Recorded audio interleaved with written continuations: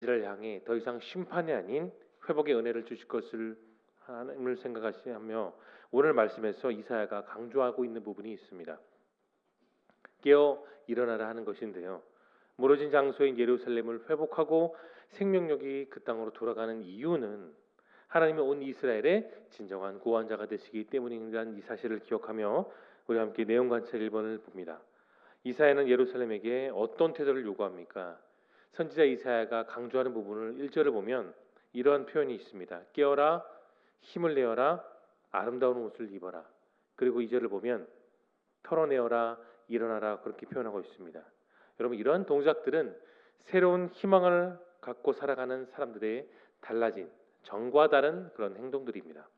회복의 은혜를 누리는 사람들이 다 그렇습니다. 깨어서 주의 말씀으로 힘을 내고 나의 지난 모든 과거의 아픔, 죄들을 다 툭툭 털어내는 것이죠. 그리고 일어서서 하나님의 구원을 맞이하면 되는 것입니다. 내용화서 2번입니다. 이사야는 백성이 어떤 모습으로 바벨론에 나와야 한다고 말합니까? 여러분 오늘 본문 11절을 보십시오. 이렇게 이사야는 표현하고 있습니다. 바벨론을 떠나라라고 말합니다. 나올 때에 중요한 것은 부정한 것을 만지지 말고 성결하게 함으로써 하나님의 모든 구원 계획을 그대로 따르라, 다시 말해 순종하라고 말하고 있죠. 이는 마치 출애굽한 이후에 여호수아를 통해 하나님께서 역사하신 그 현장의 모습을 그대로 본두고 있는 것과 같습니다. 여러분 요단강을 건너는 상황, 그 건넌 이후에 모든 남성들이 평야에서 할례를 받는 상황, 여리고 성을 정복하는 사건 등 이 모든 일 앞에 이 여호수아와 모든 백성들이 무엇을 했나요? 거룩하게 성결하게 행동을 하였습니다. 여러분 거룩을 이루는 그 모습 그 자체만으로도 우리는 하나님께 영광이 됩니다. 경건한 자는 더 이상 자신의 뜻, 세상의 것을 따라 살아가지 않습니다. 그렇게 살아갔던 지난날의 모든 과거를 다 청산하죠. 하나님 뜻대로 사는 사람, 매사에 하나님의 뜻을 생각하는 사람, 범사에 하나님의 이름으로 그분의 영광에 합당한 삶을 살아가는 자, 곧 일생의 모든 부분을 다 거룩으로 이루는 삶을 사는 것입니다. 3번 용과 묵상입니다. 하나님께서는 왜 백성이 스스로 깨어나 죄악을 끊고 떠날 준비를 하게 합니까? 여러분 신앙생활은 나의 신앙 고백이 먼저 전제되어야 합니다. 하나님 말씀, 십계명, 사도신경, 우리가 예배드릴 때 처음 하는 주기도문 등 나의 철저한 신앙 고백이 전제되지 않으면 이 모든 것들은 다 무의미하게 되는 것이죠. 내가 이 모든 것을 믿고 또 그대로 따르겠다는 나의 신앙적 고백과 결단과 의지가 선행되어야 하나님의 말씀이 내 인생 속에 그냥 땅바닥에 떨어지지 않는 거예요. 그대로 적용되는 것입니다. 오늘 본문의 말씀도 마찬가지입니다. 그들이 하나님의 구원 계획을 선지자 이사야를 통해 들었으면 그들은 그 방법 그대로 이사야가 말했던 선포했던 그 말씀 그대로 따라야 나의 의지와 결단이 하나가 되는 것입니다. 어떤 분이 병원에서 폐가 나쁘다는 진단을 받았습니다. 그런데도 담배를 계속 피우고 있었죠. 그 문제로 고민하다가 하루는 가족들 앞에서 이렇게 선언했습니다. 나는 앞으로 절대로 담배를 피지 않겠다. 담배를 끊은 지 하루 이틀 한 일주일이 지나가고 있었습니다. 그래서 머릿속에 파고드는 그 담배 유혹의 생각에 정말 미칠 듯 했다고 합니다. 결국 참지 못하고 한 대만 구석에서 몰래 피다가 결국은 무서운 아내한테 들켰다고 하죠. 그때 아내가 한심하듯이 이렇게 말했다고 합니다. 남자가 약속을 며칠도 못 지켜요라고 말을 했다고 하죠. 그래서 그분이 이렇게 말을 했다고 합니다. 내가 앞으로 담배를 안 핀다고 했지 언제 옆으로 담배를 안 핀다고 했냐. 그렇게 중얼거리며 몰래 담배를 피웠다는 그런 얘기를 들은 적이 있습니다. 여러분이 아시다시피 사람이 자기 의지로 담배를 쉽게 끊을 수는 없는 거예요. 그러나 꼭 끊어야 된다면 반드시 끊어야 됩니다.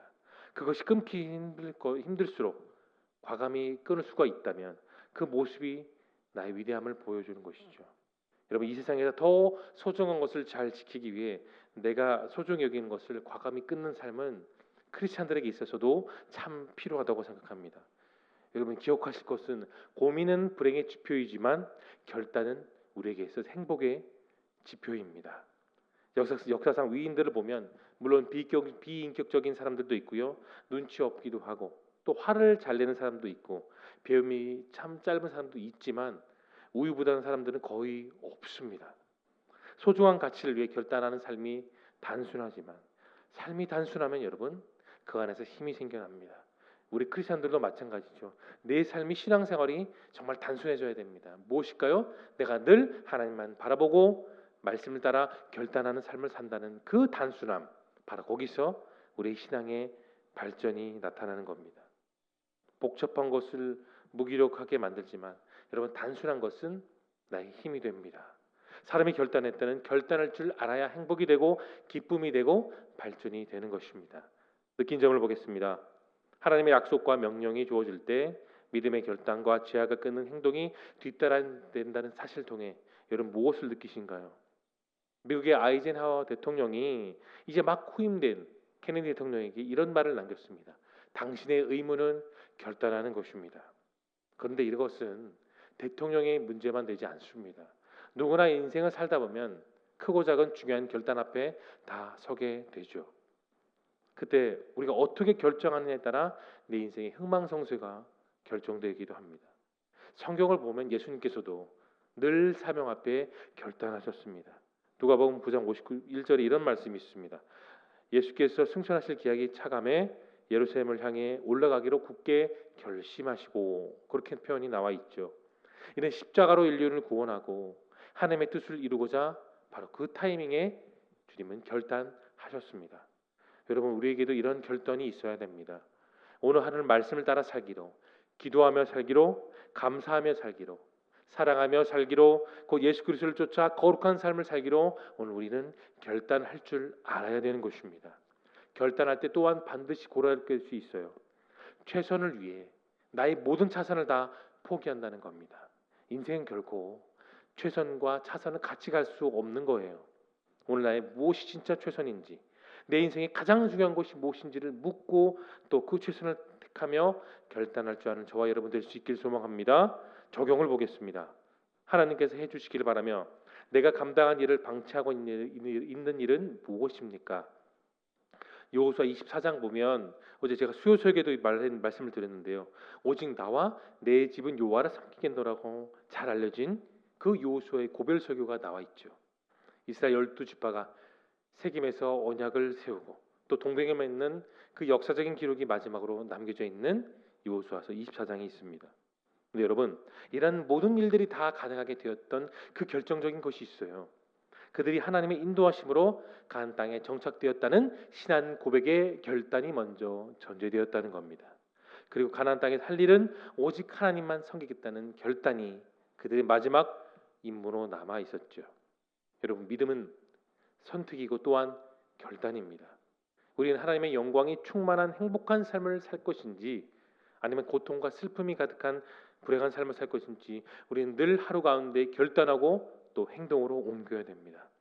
여호수아와 그를 따른 장로들은 마음의 결단한 이후에 그들이 그 땅에서 삶을 다하는 날까지 평안과 기쁨과 비전으로 늘 충만했었습니다. 하지만 그들 이후에 같은 믿음을 가지고 사는 사람들이 점점 사라지기 시작한 이후 백성들의 마음이 어떻게 됐나요? 성령 충만했습니까? 여호수아의 믿음을 뛰어넘는 사람들이 등장했나요? 아니죠. 오히려 그 반대의 삶을 살았습니다. 하나님의 말씀을 방치하고 뒤로 넘겨버리며 결국은 우상을 따른 삶이 그들의 전부였던 거죠. 여러분 비단 성경 속에만 있을까요? 오늘 살아가는 우리들이 역시 말씀 속에서 내 자신을 늘 냉철하게 점검할 줄 알아야 됩니다. 내가 하나님 말씀을 따라 살기로 결단했다면 여러분 그대로 따르십시오. 나의 생각과 감정을 이입하는 것이 아니라 온전히 말씀만 붙들고 나가는 결단이 우리 삶의 전부가 될 수 있길 소망합니다. 그런 삶에는 조금도 여러분 후회가 없어요. 결단하고 믿음으로 살아갈 때에 이스라엘 시대에 하나님의 구원이 온전히 나타났던 것처럼 우리들의 삶 속에서도 그와 같은 하나님의 은혜가 나타날 줄로 믿으시기를 소망합니다. 마지막 결단으로 나아갑니다. 하나님의 약속을 믿고 내가 죄악과 게으름, 낭막에서 떠나 변화되기 위해 여러분 오늘 무엇을 결단하시겠습니까? 세상을 사랑하는 삶을 사는 동안에 구원받은 성도라고 할지라도 늘 언제든지 24시간 마귀는 우리를 유혹합니다.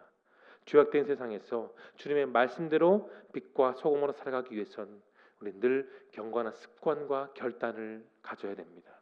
죄를 이기고 하나님과 더욱 가까이 이어주는 그런 거룩한 결단을 내리십시오. 찬양의 가사처럼 주님 약속하신 말씀 위에서 성령이 인도하신 대로 사는 그 삶이 우리 삶의 전부가 될 수 있길 소망합니다. 여러분, 그런 삶은 조금도 후회 없고 어려움도 없고 망설임도 없습니다. 여러분, 내 삶 속에 정말 기도가 충분한가? 항상 감사하고 있는가? 하나님을 두려워하는 마음으로 늘 죄를 멀리하고 있는가? 그런 결단을 하며 하나님을 기쁘시게 하는 말과 행동을 함으로 내 삶에 임재하는 그 하나님의 임재를 통하여 주어진 오늘이 정말 귀한 값진 삶이 될 수 있기를 예수님의 이름으로 축원합니다. 이 시간 함께